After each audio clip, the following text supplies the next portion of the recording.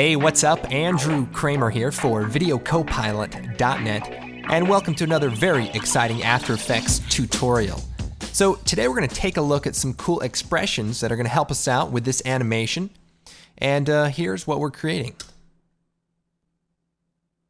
Alright, so it's the awesome 6000, not to be confused with the awesome 5000, which was linked to some serious head injuries, not confirmed by the way.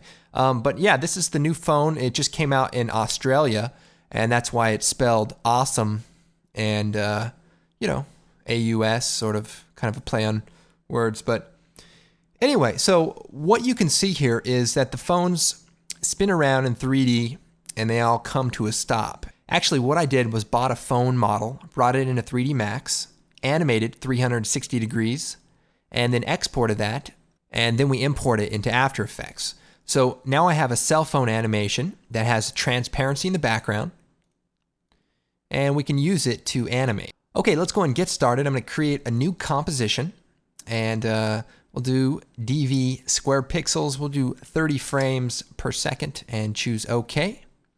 Right now we're showing frames. You can also control click to show time, but frames is good for now. And I'll take our cell phone animation, bring it out. The resolution is 720p 1280 by 720, and I'll scale it down here. Okay, the basic idea here is to automate our animation. So if I hit F4, I'm going to make it a 3D layer, and I'm going to duplicate it 4 times. Control D, Control D, Control D, edit, duplicate. And then I'll make a 3D camera, new camera, and we'll just do 28 millimeter, okay. And then I'll take the orbit camera tool and just rotate slightly, and then we'll just move these back. So just push it back on the Z, push this back, and push this back. And then I can offset the time by moving the layers. And so now we have an animation that offsets in 3D space. Now the problem here is that I have to do this all by hand. And if I want to make a change, or I want to change the timing, it's going to be a lot of work to have to go in here and play with all the layers and offset them in 3D space. And what if I'm working with more than just 4 layers? What if I'm working with 20 or 30 layers? That's going to be a lot of work. So instead, we're going to use some simple expressions. And we'll reset our camera, I'll delete it and create a new camera. And so now we have our comp. We'll go ahead, shut off the 3D layer switch for now. What I'm going to do is create a new adjustment layer. And we'll call it controller. And then we're going to add an expression slider. So we'll choose expression control, slider control. And we'll call this multiplier. And what this is going to do is offset each layer in seconds based on what this is set. So if it's set to 1, it's going to offset the layers 1 second in time. It will, not yet. But first, right click, choose time, enable time remapping. And then we're going to alt click on the stopwatch. So alt click, and that brings up our expressions. And let's go ahead, hit E, bring up that slider so we can see it. And so here's our time remap. And what I'm going to type in here is time. And what that says is to play back in real time. So nothing's changed. Well, what if I do time minus 1? Time minus 1. Well, now I have to wait a second, and then it plays.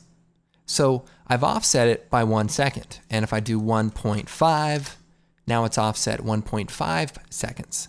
Now, likewise, if I delete that, say minus, and I link to this, well, now it's going to offset based on the slider control. And I'm going to right click, choose edit value, and we'll set it from 0 to 3, and bring this down. Now watch, if I change this, I'm changing the offset of the time for this layer. Now, to make it easy and repeatable, go ahead and move the phone layer to the top position, number 1 position, because we're going to use that number to drive this animation. So right now it's saying time minus this multiplier, so time minus 1.01. Well, let's delete that. Let's write something a little more crafty. So I'm going to choose time minus, and we're going to do parentheses, and we're going to do index. Index is the reference for the layer number. So index meaning layer number 1. And it can also be used as a number. So index equals 1. Index times star controller another parentheses. So just close it out. So this all gets calculated and then is taken time minus that value. So now if I change it, it works just the same. The only difference is the multiplier now affects based on the layer number. So if I duplicate this, now what we have, if I move these over, is you have 2 layers that are now offset by 1.17 seconds. So let's set that to 0.2. So now the layers are 0.2 seconds off. If I duplicate another one, Control D, say move that one over, move that one over. I've created a pretty cool animation that is very easy to control. I can change this.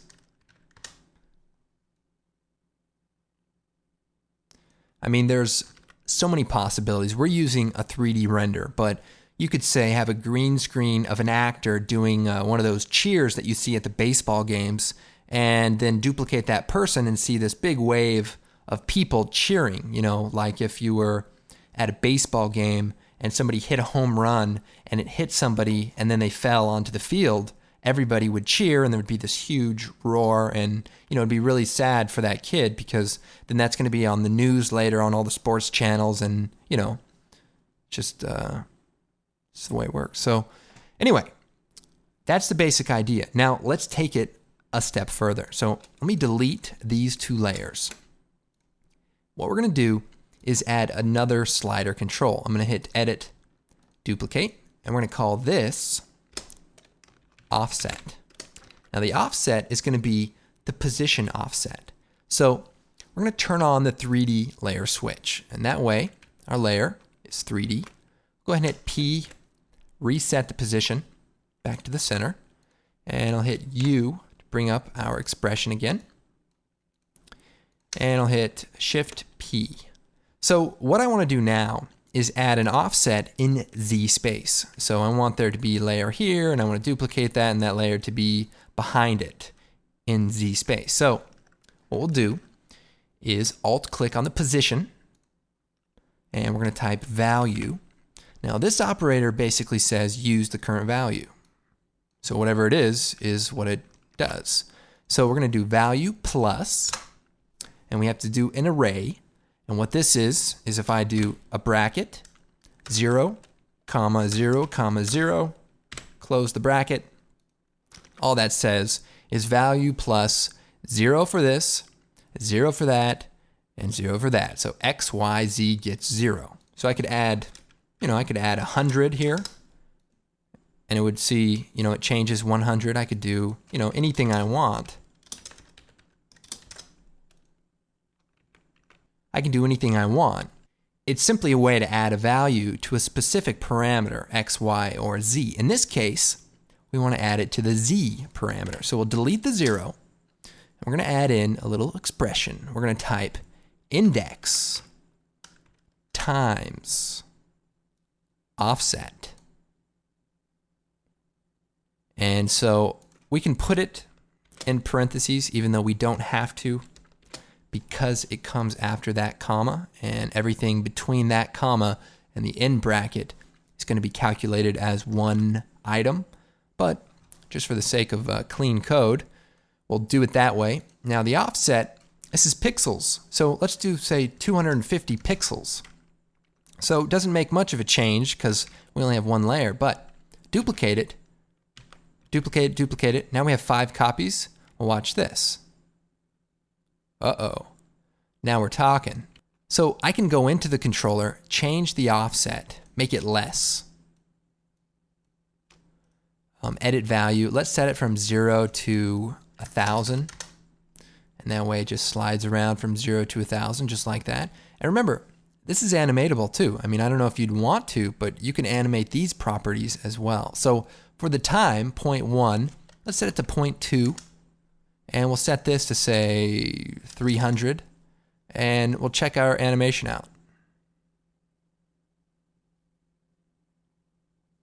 Now, what if we want these to be reversed, where the back one starts turning first, and then the front one starts turning?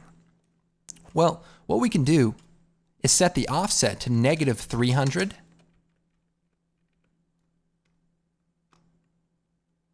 And just back the camera up. And now we have that perfectly aligned. So it's all about how you play with the expression, and I could have typed minus the offset or anything like that. So in any case, here is how that works.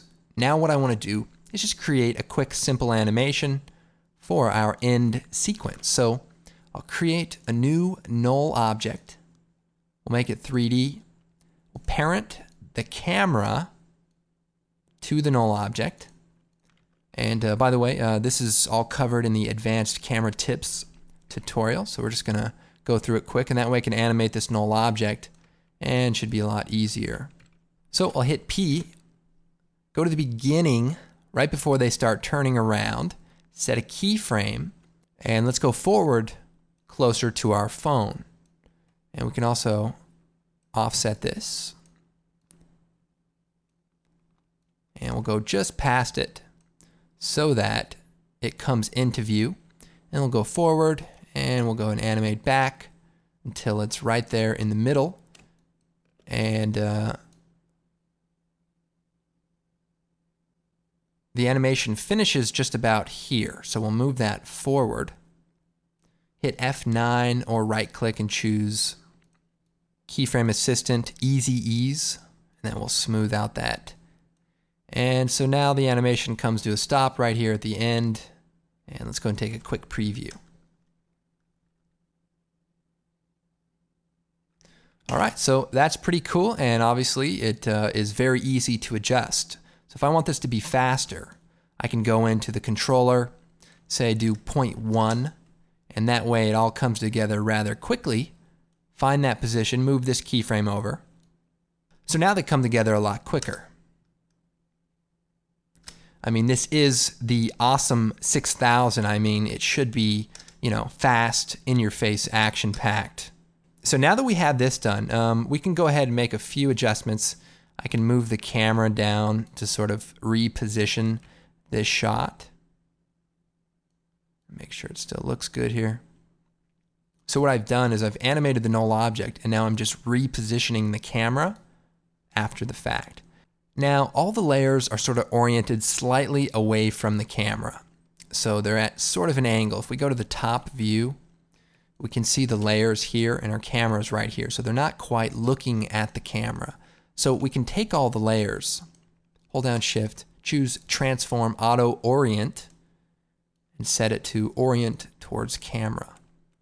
And that way, they'll always be looking right at the camera, and should look a lot better. However, that sometimes causes some weird things. So what I'm just going to do for this shot, shut it to off, go to the top view, hit R, and we're going to just rotate it until it's looking just about at the camera. We can go to the active camera to just make sure we're looking, and we can get these lines to be parallel, and we should be pretty close. So see, those are parallel with the box. That kind of means that they're facing the camera. So that'll just make this look a lot cleaner and a lot neater when we do the final composite. So speaking of which, this is our phone composition. So we'll call this phone, and let's go and create the world in which it's going to exist. Okay, so we have the awesome 6000. Now we need to create an awesome world. So let's create a new comp. We'll do the same settings. I'll choose OK. All right, let's just get going. I'm going to create a new solid. Make it black. Call this grad background. We'll choose Effect, Generate, Ramp, and we'll do red and black. We'll do radial and space this out a little bit. And let's go and create a new solid. We're making lots of these. Effect, noise and grain, fractal noise. And for this, we're going to go into the transform settings, uncheck uniform, and we're going to scale up the height a lot. And then we'll choose F4 and change it to add or multiply. That's better. And then we'll go to the grad background and bring this down a little bit more so it's a little bit redder. Okay, then we'll create another new red solid.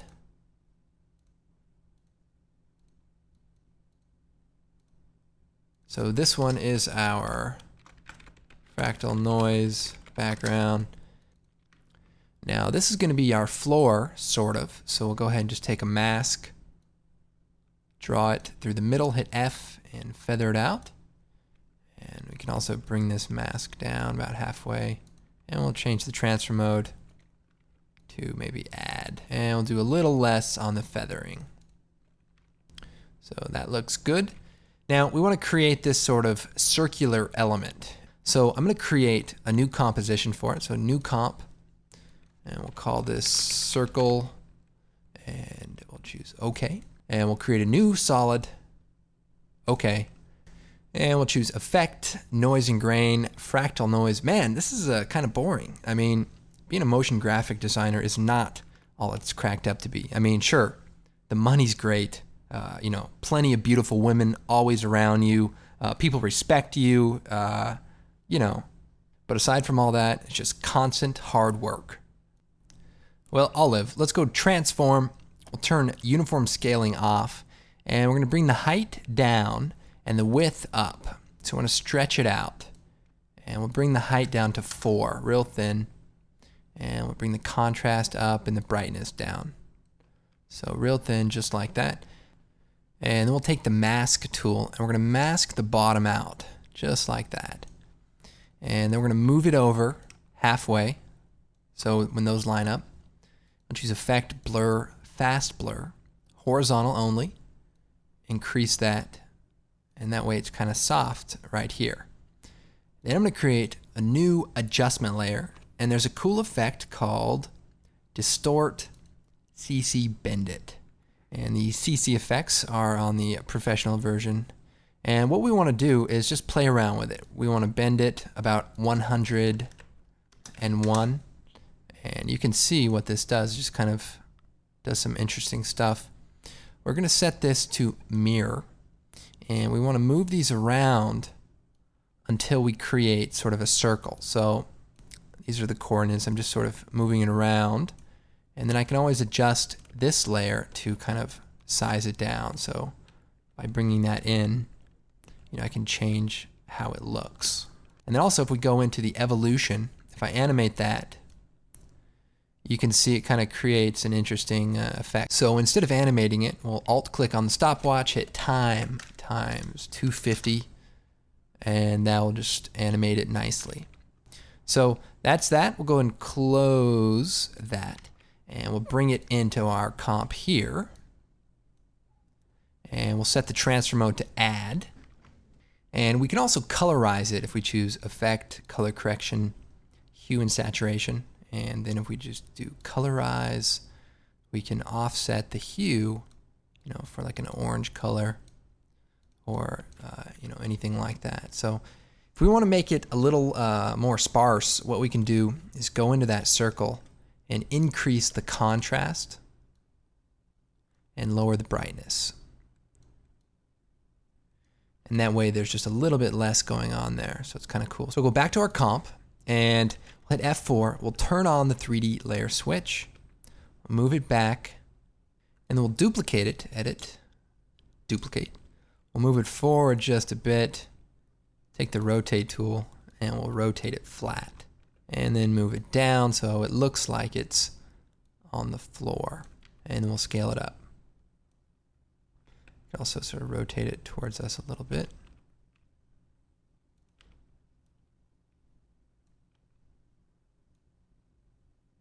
All right, so that's the basic idea there. And we can also change the feathering by going into the circle and playing around with the amount of blur. So if we bring it back just a little bit,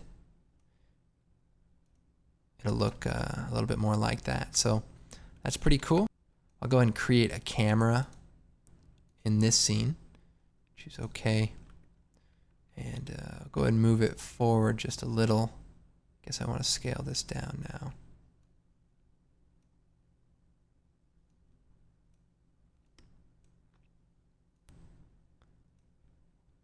So something like that, and it animates kind of cool. So now what I want to do is kind of create that cool light burst. Now, there's an effect called Trapcode Shine, which is really awesome and does exactly what we're going to do and probably even more. But here's a cool recipe for creating a nice shine effect without shine. So we'll make it black, call it shiny, not to be confused. Now we'll choose Effect, Generate, Lens Flare. Put that right in the center, or wherever. Then we'll choose Effect, Noise, Fractal Noise, and then we'll choose Effect, Blur, CC Radial Fast Blur. So all these effects are going to be used. So we'll go ahead and shut these off, turn on the fractal noise, change the transfer mode to say multiply, and that way we can just see the lens flare right through it. I'm going to the transform settings, bring the scale down real small, and then we have our radial fast blur. Now what we want to do is sync all of these together. So what we'll do is we'll hit E, bring this up.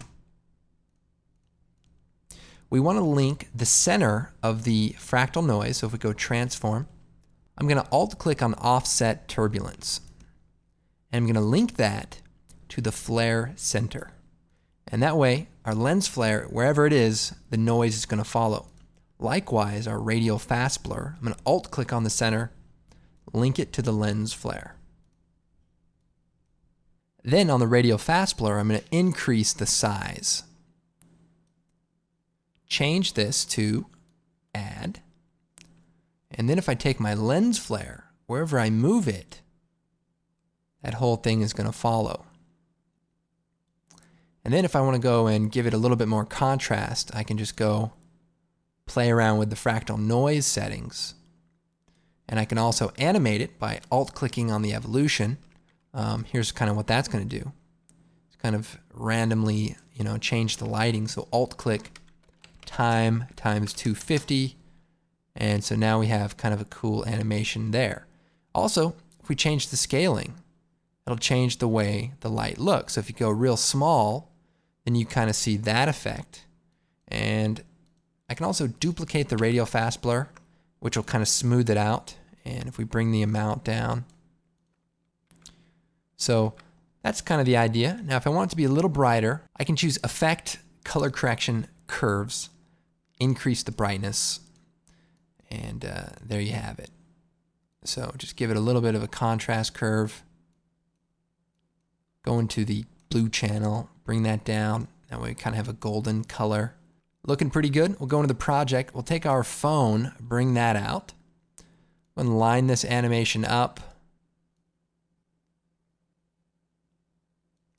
And we want to go ahead and sort of position this correctly. So we'll take our background circle and we'll scale it up.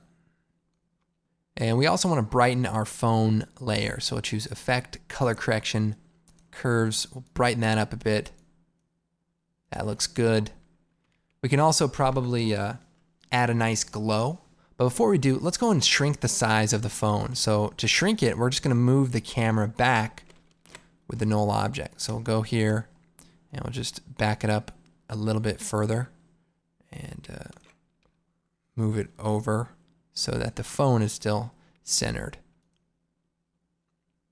So that looks nice. And to give it more perspective even, you can change the camera type and do, like a 20mm lens, and then move the null object back into position.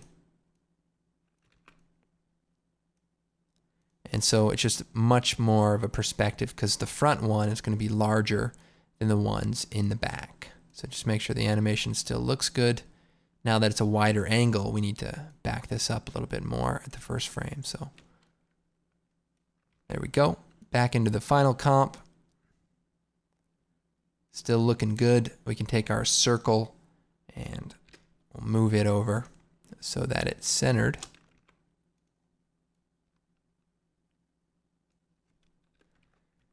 And we can add a nice glow. I'll go and duplicate the phone, take the bottom layer, do Effect, Stylize, Glow.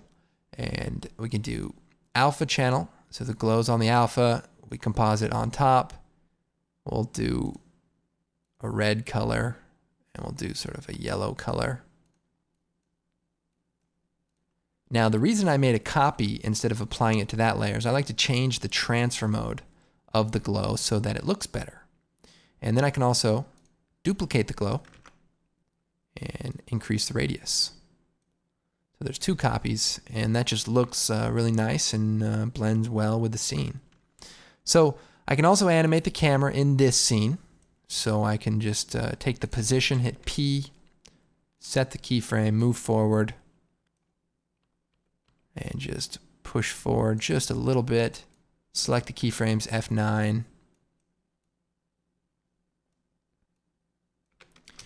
And in this comp, you can also turn on the motion blur.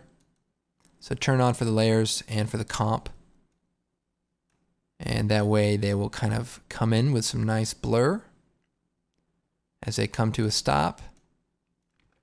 And then we can add our title, take the text tool.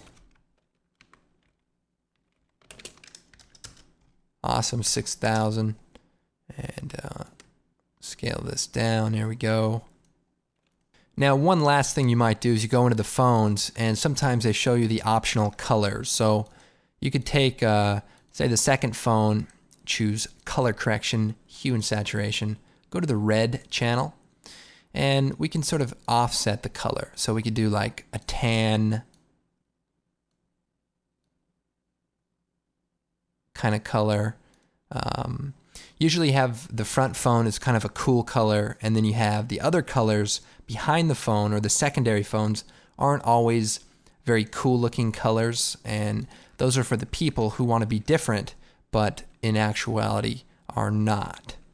So that's that's definitely the idea there, and I hope you guys enjoyed this tutorial. Of course, visit our site all the time. We love it. videocopilot.net. Great tutorials, great products. Our DVDs are fantastic, and remember, your support is what helps us run this site, so we appreciate it, and you're definitely going to learn a lot of stuff, so be sure to check those out, get you started right away. So I'm Andrew Kramer with videocopilot.net. We'll see you next time.